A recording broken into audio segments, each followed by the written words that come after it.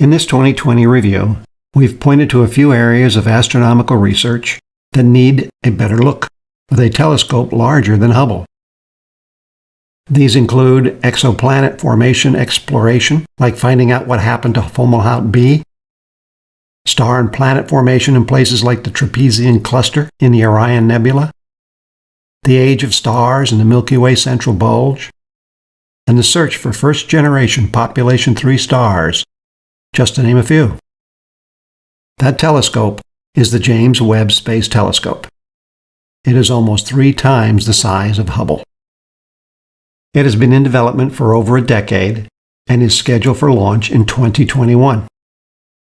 It's optimized for observations in the near-infrared. We'll cover its key components and where it will orbit. We'll finish with a deeper look at 2 areas of investigation that Webb will probe: galactic dust and the makeup of the early universe.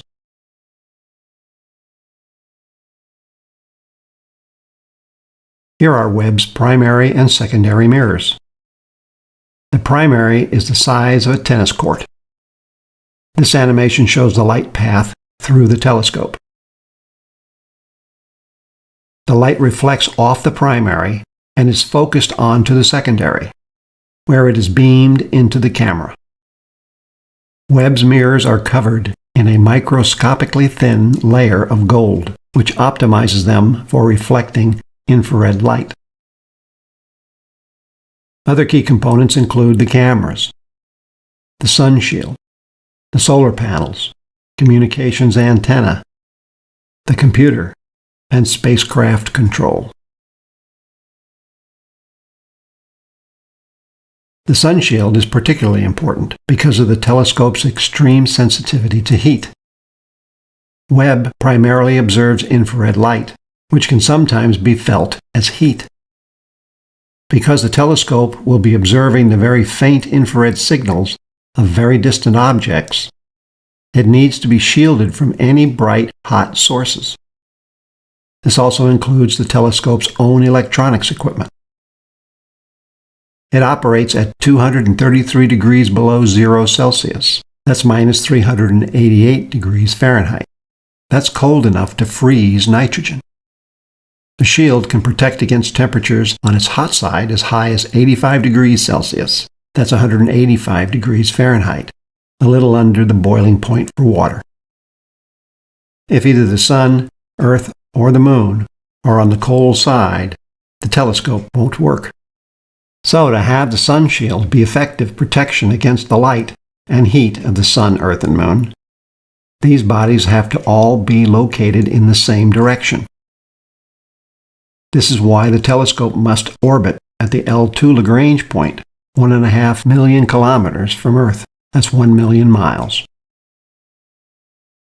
You'll recall from our coverage of Lagrange points in our How Far Away Is It segment on the solar system that objects can, with a little assist, orbit L2.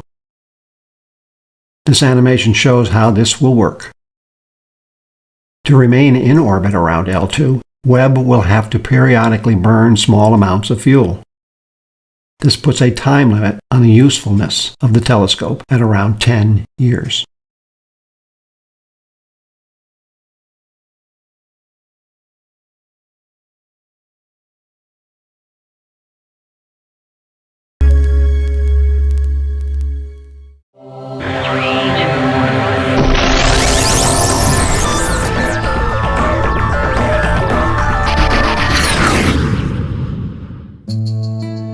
Galaxies once were regarded as island universes, isolated realms of gas, dust, and billions of stars that were separated by distances unimaginably vast. But no galaxy is an island. In fact, galaxies prefer company. The gravitational pull of a large, massive galaxy attracts like-sized and smaller neighbors.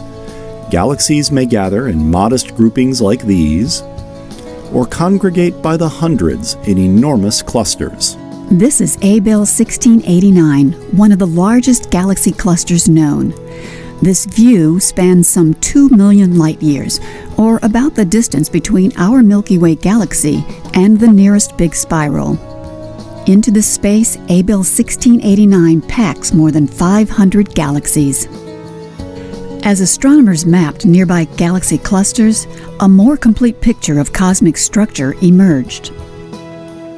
Galaxy clusters gather in superclusters, and overlapping superclusters form chains and filaments spanning huge swaths of the sky. Welcome to the cosmic web. This all-sky map shows structures created by more than 1 million nearby galaxies. Deeper studies show that this pattern continues to even greater distances. The cosmic web appears to be the backbone of our universe.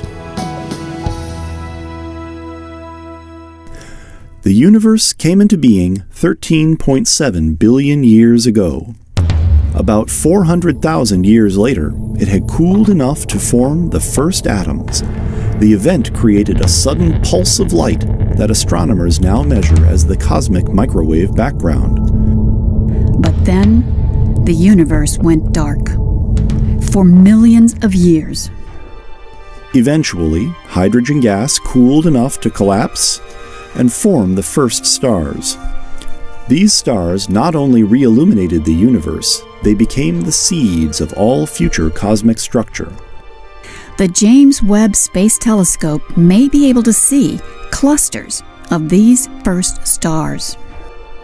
It may even catch a few of them dying in supernova explosions. Either the first stars or their progeny gathered into the first galaxies. These were small, gas-rich dwarfs, nothing as grand as the big galaxies we see today, but they were the building blocks of modern galaxies. As the dwarf galaxies form, collide, and merge into bigger galaxies, the cosmic web begins to take shape.